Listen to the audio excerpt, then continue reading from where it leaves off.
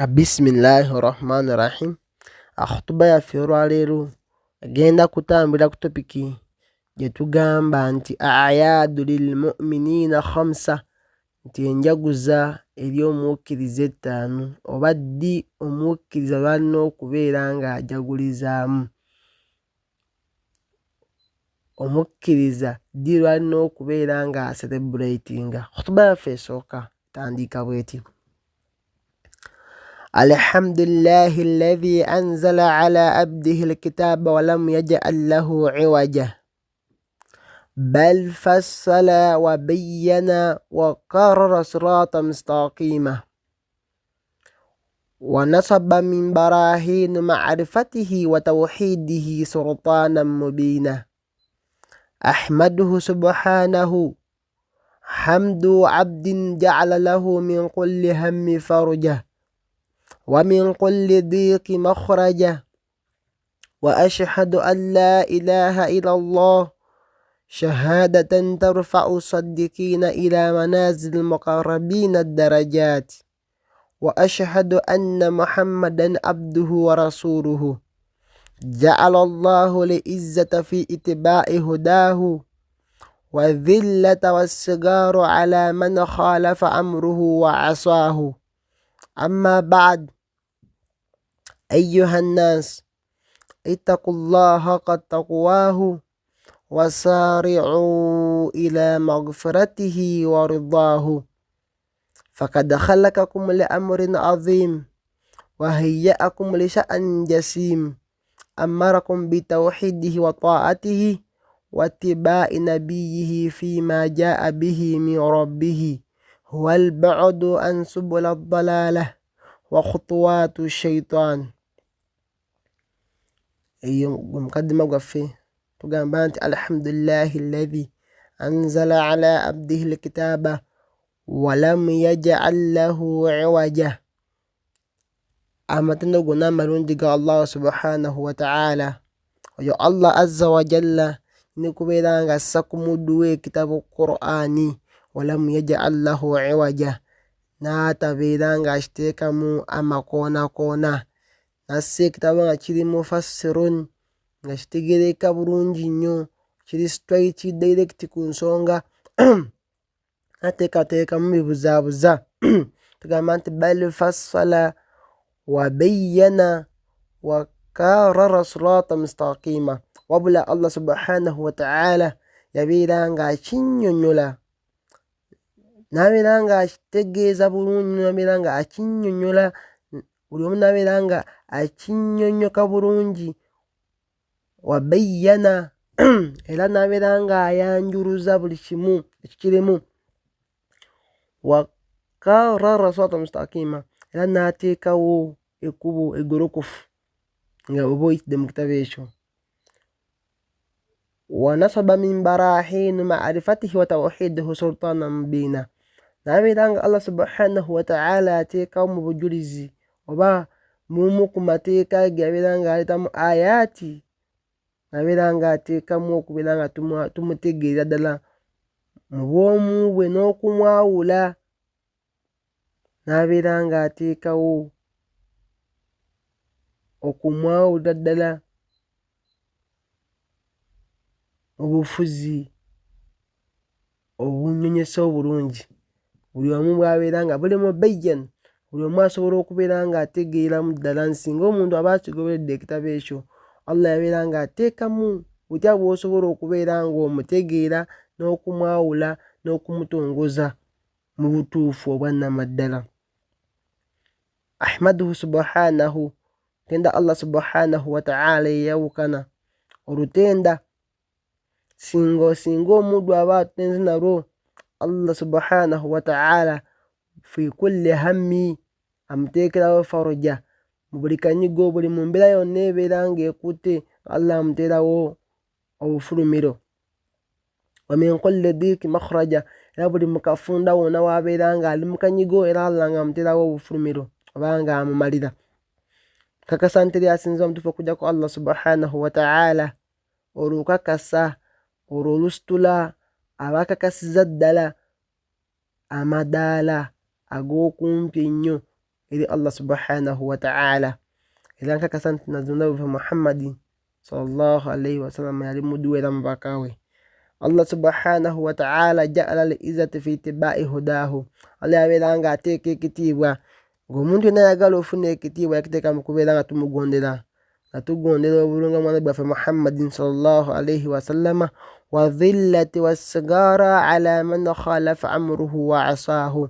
Era Allah nabeera nga ateeka obunyoomeefu n'okubeera ng'obeera wa wansi nnyo, obukkakkamu bwonna okubeera ng'obeera munyoomeefu n'okubeera ng'obeera wa wansi nnyo eri oyo yenna ayawukana ku mateeka ge n'amujeemera nabbi waffe Muhammadin sallallahu alaihi wasallam. Amma ba'd, oluvannyuma olw'okutenda ku Allah subhanahu wa ta'ala n'okusaba Allah abeere nga assa okusaasira n'emirembe nabbi waffe Muhammadin sallallahu alaihi wasallama.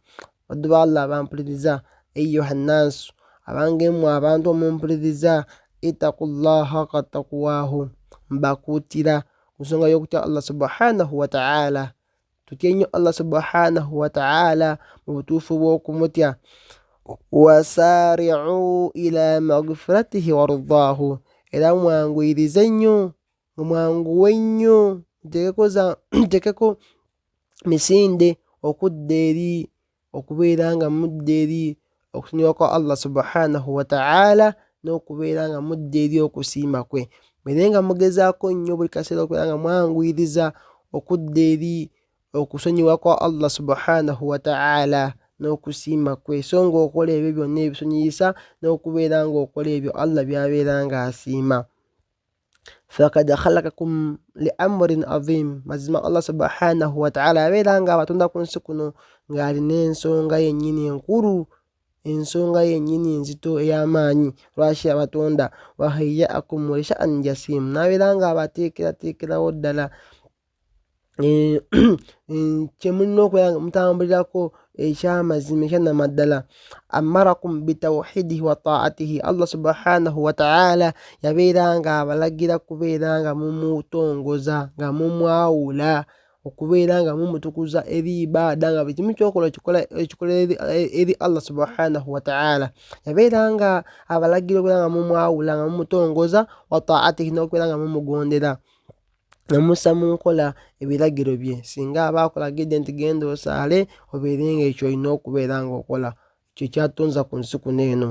Wattibaa'i nabiyihi, n'okubeera nga tugoberera omubaka we Muhammadin sallallahu alaihi wasallama, fiima jaa'a bihi min rabbihi, nga tugoberera ebyo byonna bye yabeera nga ajja nabyo okuva eri omulezi we Allahu azza wa jalla. Wal bu'du an subula ddalaala. Era Allah subhanahu wa ta'ala yabeera nga atulagira okubeera nga twesambira ddala obuwufuwufu oba obukubokubo bwonna bwonna obw'obubuze. Wa khutuwaatu shaitaani, n'okubeera nga tugoberera obukubo oba amagira ga sitaani. Tusaba Allah abeere nga atusaasira, atukumire ku amrun alladhi amarana, atukumire ku nsonga eyo gyabeera nga atulagira Allah subhanahu wa ta'ala. Ayyuha almuslimun, abampuliriza abasiraamu, alkarbu min Allah huwa iddu dunya wal akhira. Okusembera eri Allah subhanahu wa ta'ala, okubeera ng'obeera kumpi nnyo ne Allah azza wa jalla, huwa iddu dunya wal akhira, kwe lujaguza, kwe kusanyuka okusinga okubeera okw'ebbeeyi ku nsi kuno ne ku akhira. Buli lw'obeera ng'oli kumpi ne Allah, buli lw'okola omulimu gwonna okusembeza eri Allahu azza wa jalla, ye idi oba ye kwe kujaguza okujaguza okusingira ddala ku nsi kuno ne ku akhira. Qala al Imam Anas bin Malik rahimahullah. Imam Anas bin Malik ekitabo kino yabeera nga atunga n'ayogera ensonga zino. Yagamba, Imam Anas bin Malik rahimahullah Allah amusiime, yagamba nti lil mu'minu khamsatu a'yadi. Nziramu yagamba nti lil mu'minu khamsatu a'yadi, yagamba nti eri omukkiriza alina enjaguza za mirundi 5. Nti eri omukkiriza, to a believer, eri omukkiriza he has 5 celebrations. Omukkiriza alina enjaguza za mirundi 5. alina ebiseera bya mirundi 5 walina okubeera ng'ajaguliza. Walina okubeera ng'ojagulizamu. Kyategeeza Imam Anas yagamba nti olujaguzi olusooka awalan, olujaguzi olusooka yagamba nti kullu yawmi yamuru ala almu'min wala yaktubu alayhi dhanbu fahuwa yawmu iidu. Yagamba Imam Anas bin Malik nti omukkiriza awasookera ddala walina okubeera ng'ajaguliza, yagamba nti kullu yawmi,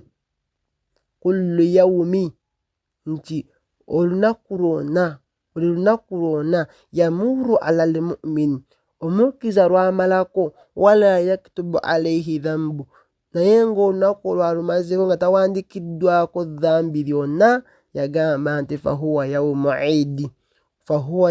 iidi, olunaku lwakujaguza. Olunaku lwolina okubeera ng'osooka ojaguza. Buli lw'otuula wansi ne weebala okuva ku makya nga tokozeeko dhambi lyonna, wadde okugeya, wadde osekerera omuntu, wadde okubeera ng'olina omuntu gw'okosezza mu bigambo, wadde okusoza, wadde okuvuma, n'omalako olunaku okuva ku makya ng'olumazzeko ng'oli mu kusinza Allah subhanahu wa ta'ala, yagamba nti fahuwa yawmu iidu, olwo olunaku lwakujaguza, beera ng'ojaguza olunaku olusooka. Hadithi ya nabbi weegiraawo, nabbi yagamba mu hadithi, yagamba nti tuuba liman wajada fi sahifatihi istighfaran kathira. Nabbi waffe yagamba mu kitabo kya Bukhari, yagamba nti tuuba, nti yeesiimye oyo liman wajada fi sahifatihi istighfaran kathira, yeesiimye oyo yenna agenda okubeera ng'asanga mu kitabo kye nga mulimu istighfaran kathira, omulimu nga yasaba nnyo Allah okubeera ng'amusonyiwa, kubanga istighfaru eno zigenda kusangula amadhambi g'omuntu. Mu kitabo muwe ekitabo bwe kiti nga kyalimu amadhambi, naye nga istighfaru zino zeyabeera ng'ayitiriza nga zaabisangulamu nga mulimu mpapula njereere. So ono omumanyi yabeera ng'ategeeza nti omuntu yenna buli lwamalako olunaku, omukkiriza wenna olunaku n'olumalako nga tolina dhambi byonna ly'okoze, tolina kyosobezaamu eri Allah subhanahu wa ta'ala, yagamba nti olunaku olina okubeera ng'otuyita tujaguze, si tuyita ku birthday, wabula ku lunaku olina okubeera ng'otuyita tujaguze. Nagamba olunaku olwokubiri, athaniyan, olunaku olwokubiri omumanyi waffe yagamba nti alyawmu alladhi yakhruju fihi min ad-dunya bil imani fahuwa yawmu al-eid. Yagamba nti alyawmu alladhi yakhruju fihi min ad-dunya bil iman fahuwa yawmu eid. Yagamba nti olunaku olwokubiri omukkiriza walina okubeera ng'asanyukira, oba omulundi ogwokubiri lwolina okubeera ng'ojagulizamu. Omukkiriza agamba nti alyawmu, lwe lunaku alladhi yakhruju fihi min ad-dunya, Allah lwabeera nga akujja mu nsi muno, olunaku omukkiriza lwafuluma mu duniya muneno, Allah lwamujjulula mu duniya muneeno bil imaani, n'abeera ng'afudde n'obukkiriza. Yagamba nti fahuwa yawmu eid, olunaku lwakujaguza. Kasita obeera nga Allah akujjuludde, naye nga mu kujjulula okwo ng'akujjuludde ku imaani, ofudde n'obukkiriza bwo, omumanyi ono yagamba nti fahuwa yawmu eid, olunaku lwakujaguza, beera ng'ojaguza. Awo tuyite nti bannaaye Allah nsaasidde, fudde n'imaani, fudde ndi mukkiriza, bannaaye mujje tujaguze. Awo ne wookuba emigaabe ne bw'ozinazina. Allah subhanahu wa ta'ala mu Qur'an, Surati Shu'ara aya ya 89 yabeera ng'ayogera ku nsonga eyo. Yagamba mu aya eyo Allah yabeera ng'ategeeza nti illa man ata Allah biqalbin salim, ng'ayogera ku bintu bingi awo abajja okubonaabona, n'agamba nti illa man ata Allah biqalbin salim, okuggyako omuntu yenna agenda okusinkana Allah subhanahu wa ta'ala n'omutima omulamu. Biqalbin salim bimaana bil imaani, omuntu n'abeera ng'afudde bil imaani, n'obukkiriza, gwe mutima omulamu, omutima ogwawula Allah subhanahu wa ta'ala, ogumukkiriza, ogumutegeera buli mu mbeera. So kati omanyi nti yagamba nti omukkiriza w'alina okubeera ng'asanyukira lwe lunaku Allah lw'abeera ng'amujjulula mu nsi muno eno, wabula n'abeera ng'amujjulula ku bukkiriza, ng'afudde ku bukkiriza bwe. Yagamba nti fahuwa yawmu iidu, olunaku lwa iidi abeere ng'ajaguza. Nagamba olunaku olwokusatu nti wal yawmu alladhi yujawizu fihi sirata wa ya'ammanu ahwalu yawma alqiyama fahuwa yawmu iidu. Yagamba olunaku olwokusatu nti lwe lunaku omukkiriza lwagenda okubeera ng'awona ng'ayita ku sirata. Allah n'abeera ng'akuyisa ku sirata, subhanallah. Wa ya'ammanu ahwalu yawma alqiyama, era n'obeera ng'owona ebitiiso eby'olunaku lw'enkomerero, obukaawu bw'olunaku lw'ekiyama nga w'oluwulira. Nabbi waffe yabeera ng'ayogera ku bintu ebyo. Omanyi ne batunga ebitabo bya fiqhu nga bonyola ensonga ezo, ebitabo bya tawhidi ebya akida nga bonyola ku nsonga ezo. Olunaku olukyasinza okuba oluzito olunaku lw'ekiyama, olunaku omusana ogenda okubeera nga gukka, enjuba ng'ekuli kumpi, eyokye otokota, wenawena nga weesera, kye bayita olunaku lw'ekiyama. N'owona sirata, n'owona omuliro gwa jahannama, n'owona ebbaliro, n'owona mizaani, subhanallah. Nabbi yayogera ku nsonga eyo. Yagamba nti man nukisha alhisaabu udhiba. Hadithi eyo ya Aisha radiyallahu anha. Yagamba nabbi waffe Muhammad sallallahu alaihi wasallam abeera ng'ategeeza mu hadithi eyo nti man nukisha alhisaaba udhiba, nti yeena agenda okubeera ng'anaakashaamuuko ne Allah, nga boogerezeganyaamuuko ne Allah mu kumubala, mu lubala lwe nga mulimu okwogeramu ne Allah, udhiba, agenda kubonerezebwa. Yagamba mu hadithi eyo nti yenna Allah gwagenda okubeera ng'adda ku minzaani amalaabuuze nti wano ani ono, wano wali okola ki, sawa zino wali oliwa, kati saba bakuzza mu kunaakashaamuuko bwoti, sawa zo nga teziwera, manya nti ogenda kubonerezebwa. Owulira nti bagenda kusooka bakwosheeko mu muliro, then olyoka oveeyo. So okuwona ebibonerezo ebyo, manyi ono yagamba nti olunaku lwa iidi olwo beera ng'ojaguza. Awo tuyite bannange mujje. Mu Qur'an Allah yagamba ku nsonga nti omuntu gwagenda okuba ekitabo kye mu mukono guno ogwa ddyo ajja kujja ati umuqra'u kitaabi, abanaye mujje mulabe, musome mu kitabo kyange, ng'obeera owangudde, awo ojja kuyita banno bonna, abanaye mujje mulabe, ng'omuntu akoze obulungi mu kiraasi bw'abeera. So omumanyi ono yagamba Imam Anas ibn Malik yagamba nti wal yawmu alladhi yujawizu fihi sirata, ti olunaku omukkiriza lwagenda okubeera ng'awona ng'ayita ku sirata, wa ya'amman ahwal yawma alqiyama, n'awona n'ebitiiso by'olunaku lw'ekiyama, n'abeera ng'abiwonya ebitiiso ebyo. Yagamba nti fahuwa yawmu iidu, olunaku nalwo lwakujaguza obeere ng'ojagulizaamu. Nagamba nti olunaku olwokuna olina okubeera ng'ojaguliza gwe omukkiriza mpuliriza. Yagamba nti wal yawmu alladhi yadkhulu fihi aljanna fahuwa yawmu al-iidu. Yagamba nti olunaku lw'ogenda okubeera ng'oyingizibwamu ejjana, Allah n'abeera ng'akugambye akusomeddemu nti gwe yingira wali mu jjana, n'akubonamu stamp n'ogiyingira bw'oti. Yagamba nti fahuwa yawmu iidu, nti olwo olunaku lw'ogenda okubeera ng'ojagulizaamu. Erimu ebyengera bingi nga wekiwulira, wabula ekyengera ekisinga okuba ekyawaggulu alaahu, kisinga okuba ekyawaggulu ennyo mu jjana omwo, abeera ng'agamba nti kwe kubeera ng'omuntu ru'yatu ani rabbihi, okubeera ng'omuntu atunulako ku Allah we, atunula ku mulezi we, okulaba ku Allah kye kyengera ekyasinza okuba ekyebbeeyi mu jjana. So Allah n'abeera ng'akugamba nga naawe akusomera mu aya eri nti fadkhul fi ibaadi wadkhul janna, nti bannaye mu jannati, fadkhul jannati, ti muyingire jjana yange yiyo, giyingire muddu wange, yingira mu baddu bange bali abantya, muyingire jjana yange yiri waleeri. Subhanallah. Singa Allah aba akusomeddemu etteeka eryo, nabeera ng'akulagira nawe ng'oli mu bantu abagenda okuyingira ejjana, omanyi ono yagamba nti olunaku lwolina okubeera ng'ojagulizaamu, olunaku lwogenda okubeera ng'otuyita nti bannaye mujje seeka mujje ewange, naye okumukola awo tujje obeerenga osanyuka. Olunaku olusembera ddala, olunaku olwokutaano, yagamba nti walyawmu alladhi yanzuru fiihi ila rabbihi fahuwa yawmu iidu. Yagamba nti olunaku olwokutaano olina okubeera ng'ojagulizaamu wena omukkiriza mpuliriza. Yagamba nti walyawmu alladhi yanzuru fiihi ila rabbihi, lwolunaku omukkiriza lwogenda okubeera ng'olabako ku Allah wo, lwogenda okubeera ng'olaba ku mulezi wo, ng'okuba eriiso ku mulezi wo. Yagamba nti fahuwa yawmu iidu, awo tuyite ogambe nti baseeka mujje wange, nti leero ndabye ku mulezi wange. Yagamba nti ezo ennaku oba gyegyo emirundi ddi omukkiriza lwalina okubeera ng'ajagulizaamu.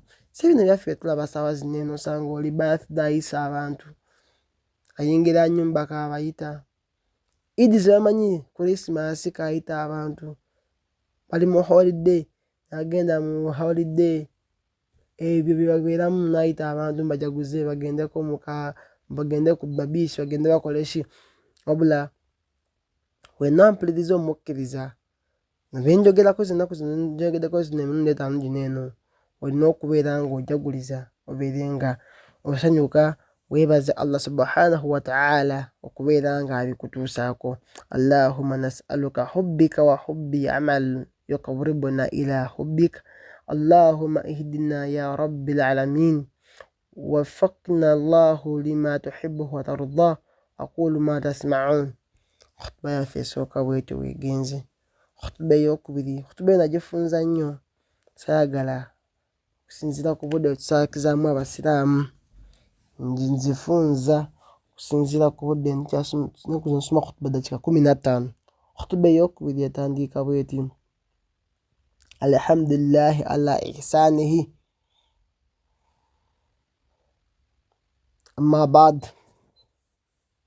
أيها المسلمون، اتقوا الله حق التقوى وتمسكوا من الإسلام بالعروة الوثقى وعضوا عليها بالنواجذ، واعلموا أن خير الكلام كلام الله، وعليكم بجماعة المسلمون، واعلموا أن ملك الموت قد تخطاكم إلى غيركم وسيتخطى غيركم إليكم، فخذوا حذركم وأعدوا للسؤال جوابه والجواب صوابه، وذلك بالأعمال الصالحة والابتعاد عما يغضب الله عز وجل. تنسى مقدم وكبري الحمد لله ala ihsanihi, nsikivunuleekyo ntenda Allah subhanahu wa ta'ala olw'okubeera nga atukwata bulungi, olw'otukwata obulungi. Allah atenderezebwa olw'embeera ye nti engeri gy'akwatamu abaddu be abakwata mu mbeera esinga okubeera ennungi ey'okulongoosa. Oluvannyuma lw'otundako Allah subhanahu wa ta'ala, ayyuhal muslimun, abange mmwe abakkiriza, ittaqullaha haqqa taqwa, mutye Allah subhanahu wa ta'ala, bakutira okutya Allah subhanahu wa ta'ala mu butuufu bw'okumutya. Watamsiku min al-islami bil wuthqa, timwekwate ku busiraamu kwa gwe muguwa muki omunywevu. Wa addu alaiha binawajizi, omuguwa ogwo omunywevu gw'engamba ogw'obusiraamu beera ng'ogukwata ogunyweze n'amannyo magego so nti obutaguta. Wa'lamu anna khayra al-kalaamu kalaamu Allah, namukitegeere baddu ba Allah ti ebigambo ebikyasinza okuba ebirungi mu nsi muno ne ku akhira ebigambo bya Allah subhanahu wa ta'ala. Wa alaikum bijama'ati al-muslimun, bakutira okubeera ekimu, bakutira okwekwata ku jjama y'obusiraamu oba ku bumu bw'obusiraamu. Wa'lamu anna malakal mawti kad tukhtaakum ila ghayrikum, abaddu ba Allah mukitegeere nti mazima malakul mawti, malayika eyo ejjamu emyoyo tesobola kubeera ng'ekola nsobi nti ekuleke etwalemu omulala ng'ayagadde ggwe. ate era bw'eba ekutute togamba nti ebadde ezewa gundi neesobyamu neetwala nti sobola kukola nsobi bwetyo. Fakhudhu hadharakum, mubeerenga byonna byebabeekeseza mubeerenga mubikwatira ddala mubyekwateko. Wa aaddu lisuali jawaaba, era mweteekereteekere ebibuuzo nga muteekateeka ansa zaabyo. Kuba omuntu oluva ku nsi kuno agenda mu ntaana waliwo ebibuuzo, wabula weeteekereteekere ebibuuzo ebyo ng'oteekateeka ansa zaabyo. Wali jawaaba sawaaba, ate wooba oteekateeka ansa teekateeka ansa entuufu, si zaakuyisaawo nze mbeera muzeemu. Yiiya obeere ng'oteekateeka ansa entuufu sawaaba. Wadhalika bil a'maali saaliha, era n'ekyo kyonna okubeera ng'ofuna ansa entuufu kyonna tukakona kubeera ng'okola emirimu emirungi sobeera ng'olongoosa emirimu gyo. Wal ibtiaadu amma yagdabu Allahu azza wa jalla, nakubeera nga weesamba nakwewalira ddala byonna ebinyiiza Allahu tabaraka wa ta'ala, kubeera nga weesamba ebintu ebyo ebinyiiza Allah tabaraka wa ta'ala. Ayyuhal muslimuun, abange abampuliza abasiraamu, al yawmu amal wala hisaabi wa gadan hisaabu wala amal. Abange abasiraamu abampuliriza, olwaleero olunaku lwakukola tewali kubalibwa, naye olunaku lw'enkya lwentegeezaamu olw'ekiyama yawmul hisaabu wala amal, lunaku lwakubalibwa naye tewali kukola. So oba okyalina kyansi ekolakola ate bano bakubeera nga bakubala, kubanga olunaku olw'enkya, olunaku oluddako saawa yonna ogenda kubeera ng'obalibwa naye nga teri kyosobola kubeera ng'okola nti oba olongooseemu. Tokyasobola kukwata peeni nti osangulewo okolewo ekirala, nga tokyasobola kubeera ng'okyusaamu ekigambo kyonna, wabula ng'olina kubeera ng'obalibwa. Fa'amalu ma dumtum fi daari al-amal, so baddu ba Allah mbakubiriza mubeere nga mukola nnyo ebbanga lye mumala nga mukyali ku nsi eno ey'emirimu, nga mukyali ku nnyumba eno ey'okukola emirimu, mubeere nga mukola. Ebbanga lye mumala ng'okyali ku duniya wano wetukolera emirimu gye tugenda kubeera nga tusasulwa ku lunaku lwa akhira, nga tunaba kubeera ng'otuuka kubeera ng'osasulwa, beera ng'okolera ddala ate okole nnyo ebbanga ly'omala ng'okyalina kyansi ekola, kubanga waliwo olunaku olugenda okujja ng'oyagala nnyo okukola naye nga tokyasobola kubeera ng'okola. Wa akthiru min albaaqiyaati saalihaat qabla an yufaji'akum al ajal, so mbakubiriza baddu ba Allah muyitirize nnyo mu kaseera kammwe kano akasigaddeyo okubeera nga mulongoosa. Wa akthiru min albaaqiyaati saalihaati, mubeere nga muyitiriza nnyo mu kaseera kano kemusigazaawo temunaba kubeera nga musisinkana Allah subhanahu wa ta'ala as-saalihaati, okubeera nga mulongoosa qabla an yufaji'akum al ajal, nga entuuko zammwe tezinaba kubeera nga zibasalako ekibwatukira, kubanga ojja kubeerawo ng'olina pulaani zo za myaka ng'ebiri, Allah aleeta okufa kibwatukira, tolinamu yadde okweteekateeka kw'okoze. So baddu ba Allah mbakubiriza ku nsonga eyo. Thumma tamannawna rujuu, obeere nga weegomba okudda wa hayhaata, wabula nga tekikyasoboka, nga weegomba okudda at least ya Allah nzizaayo dakiika 2, mbeere nga at least nsomayoko wadde alufu, osomeyoko wadde ennukuta 2 mu yasarna, naye nga tokyasobola. So baddu ba Allah beere nga mukozesa akaseera kano eno.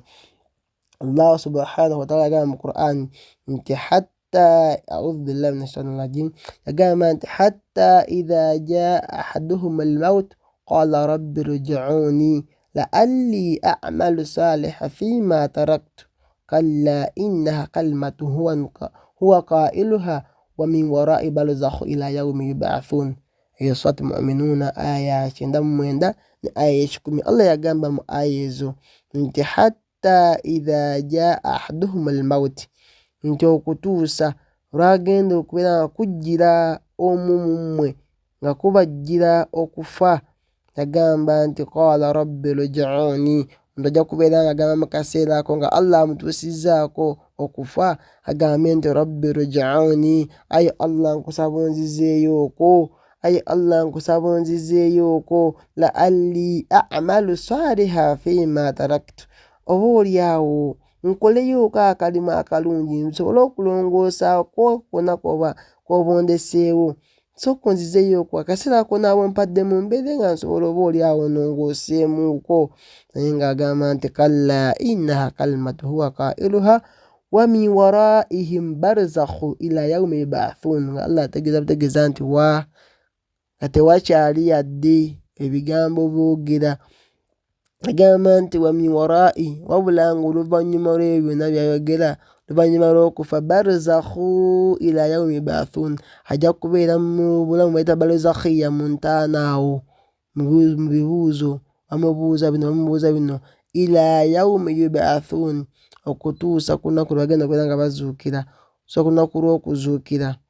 Eyo aya zisange mu Surat Mu'minuuna aya ya 98 ne aya 10. Ibadallah, صلوا على رسول الله كما أمركم بذلك مولاكم فقال إن الله وملائكته يصلون على النبي يا أيها الذين آمنوا صلوا عليه وسلموا تسليما. وقال رسول الله صلى الله عليه وسلم من صلى علي صلاة واحدة صلى الله بها 10. اللهم صل على محمد وعلى آل محمد كما صليت على إبراهيم وعلى آل إبراهيم إنك حميد مجيد. اللهم بارك على محمد وعلى آل محمد كما باركت على إبراهيم وعلى آل إبراهيم إنك حميد مجيد.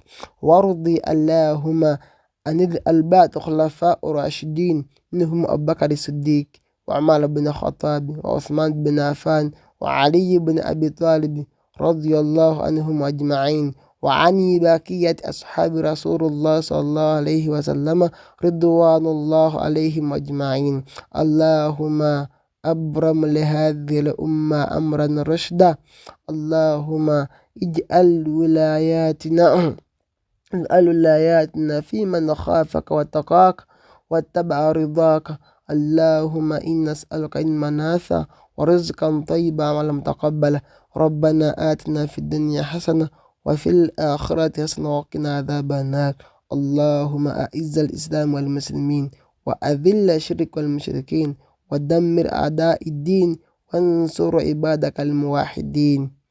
وآخر دعوانا أن الحمد لله رب العالمين وأقم الصلاة. أخوكم في الله إبراهيم Makintu Antonio. Mungu n'ogutungibwa Sheikh muganda wa Allah subhanahu wa ta'ala ayitibwa Sheikh Ibrahim Makintu Antonio. Endanga namba y'essimu eri awo wansi 0756777822. Wabarakallahu fikum wa jazakumullahu khairan fi dunya wal akhirah. Assalamu alaikum wa rahmatullahi wa barakatuhu.